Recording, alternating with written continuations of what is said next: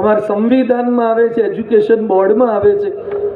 મને કેવું એજ્યુકેશન બોર્ડમાં ના આવે પણ ખીલ થઈને જાય તો કેવું લાગે.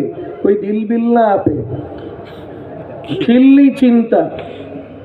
અમુક ઉંમર થાય એટલે તમારા ગાલ પર સતત હાથ જાય ને ત્યારે સમજવાનું કે જુવાની ફૂટી નીકળી છે.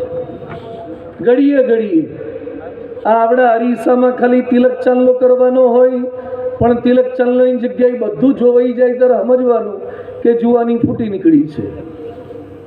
અને એની મજા હોય છે લોકોને. પણ આ બધા ફિઝિકલ ચેન્જીસ છે. બાળકનો શારીરિક ઉત્કર્ષ થાય, બૌદ્ધિક ઉત્કર્ષ થાય. અને 5 × 5 પૂછે તો કદાચ જવાબ પ્લે હાઉસમાં ના આપી શકે.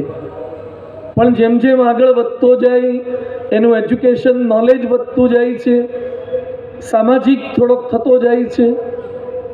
આપણો દીકરો 5 વર્ષ સુધી એકના એક ધોરણમાં રહે